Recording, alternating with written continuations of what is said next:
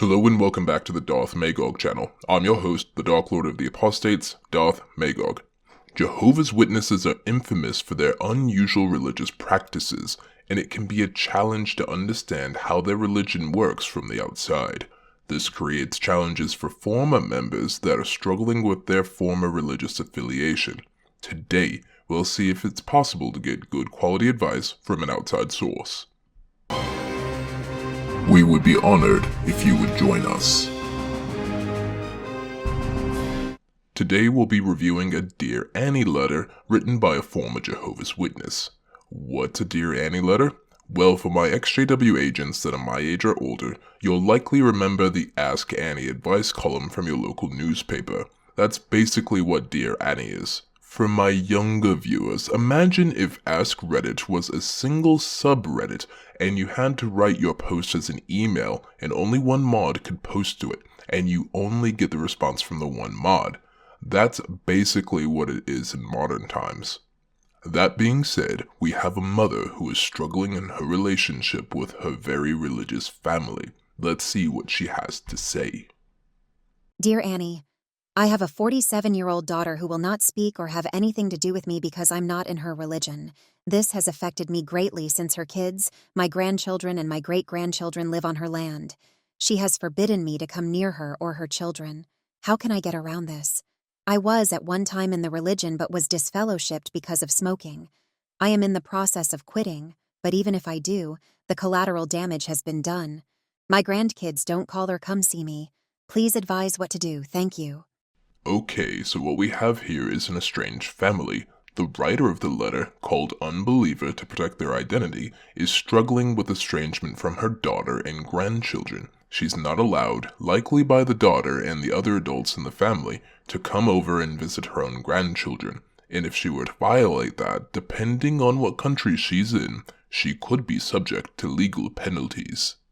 The next part is where we name the religion, because in this other half of the letter, it's clear that she was disfellowshipped from said religion. That religion, based on the terminology used, is Jehovah's Witnesses. And we've discussed disfellowshipping in 2 recent videos, but for posterity's sake, I'll give another brief overview.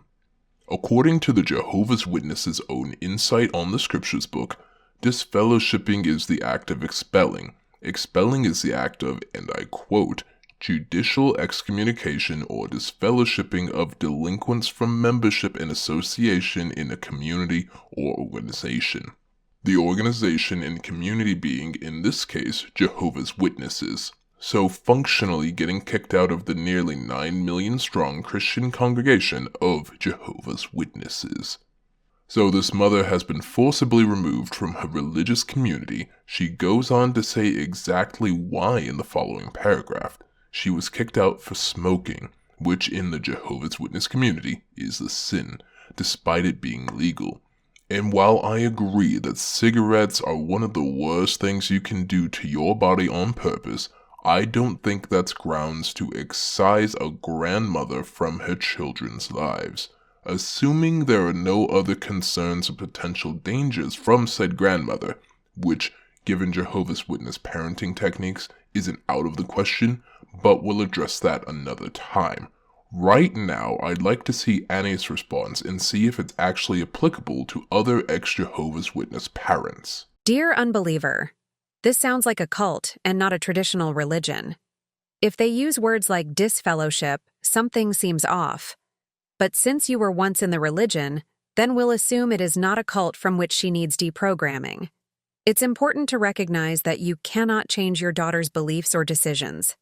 However, you do have agency in how you respond to the situation and how you choose to move forward. Your best hope for reconciliation is through open and honest communication. Reach out to your daughter in a calm, non-confrontational manner, expressing your desire to make amends and emphasizing your love for her and her children. Be willing to listen to her perspective and validate her feelings, even if you don't agree with them. It's also important to find sources of fulfillment outside of your family relationships. Cultivate hobbies, interests, and connections that bring you happiness, and lean on your support network for encouragement.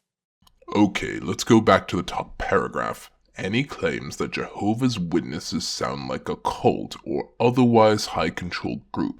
She states that using words like disfellowship sounds suspect, and she is correct.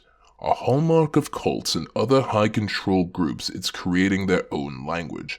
The following quote from Amanda Montell's Cultish puts this into perspective. From the crafty definition of existing words to powerful euphemisms, secret codes, renamings, buzzwords, chants and mantras, speaking in tongues, forced silence, and even hashtags.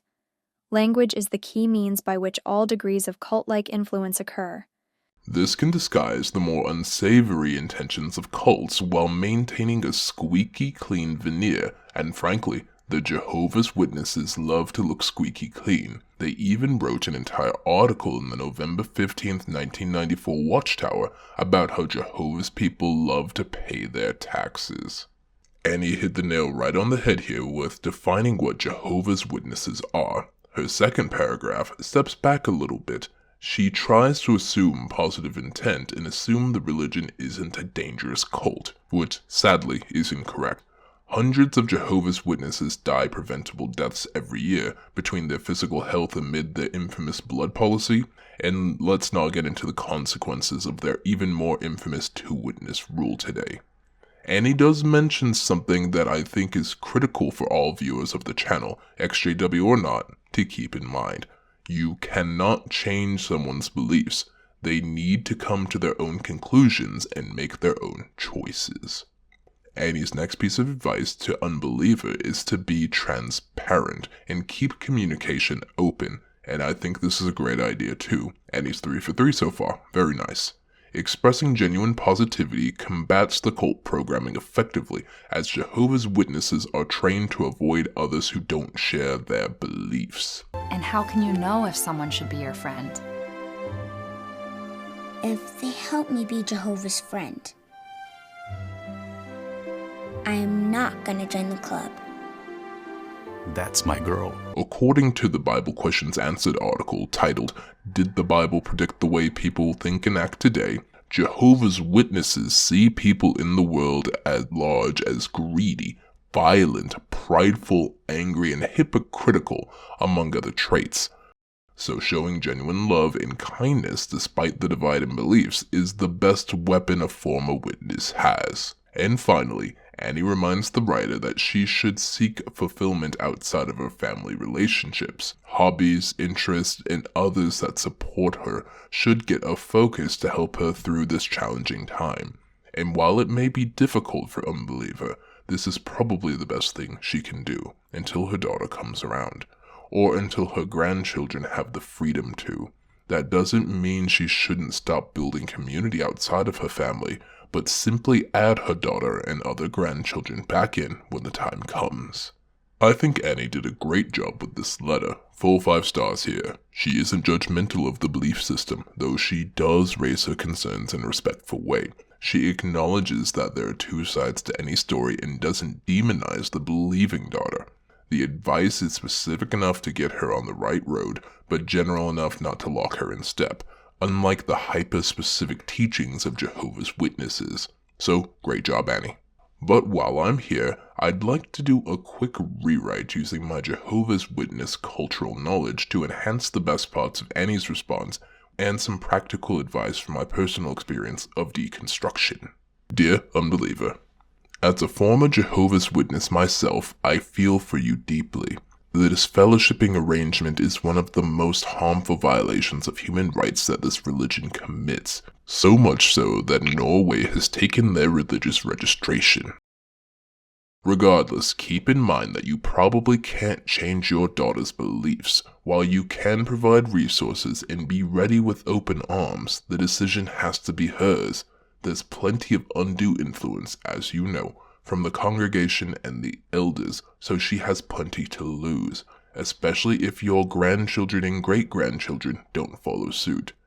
Given that your daughter's children also live with her on her land, they may struggle with that same pressure and might not even be able to respond to you, even if it hurts them to do so, especially since some of them have children as well, as you've described.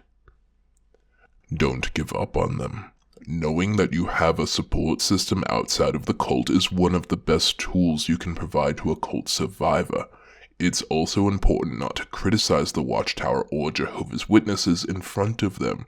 As you know, we are raised with an obsessive demand for loyalty to the religion, and we're trained to see negative criticism as an attack on Jehovah God himself.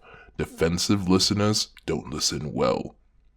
Signing your name as Unbeliever signals to me that you're never going back to the Kingdom Hall, and don't believe in the theology or doctrine. I greatly respect that, but I advise that you resist the urge to send link after link disproving Watchtower with facts and logic, as again, you know we're trained to respond negatively to those links. Did you look at those links that I sent you? Mum, I want us to get together, but I won't hear anything negative about my beliefs. Just showing her the positive side of being out of the witnesses can have the biggest impact. Build a community on mutual interest and mutual values. It gets tougher, especially as we get older, but it's not impossible. There's something that brought you passion. Singing, sewing, sports, art, cooking, sculpting. Something that you loved that wasn't Jehovah. That you had to put aside for Jehovah's sake. Pick it up and surround yourself with like-minded people. It's a good place to start. Meetup apps are great for finding clubs and groups centered around a mutual passion, and they tend to meet in person and online. Social media is also a great tool to leverage in that regard. May this letter reach you well, and may you find peace and joy outside of the Watchtower. Warm regards, Darth, Magog. Ultimately, ex-JW agents, my best advice is that living well is the best revenge when it comes to the Watchtower. The Watchtower expects us to be miserable, destitute, and broken when we leave the organization.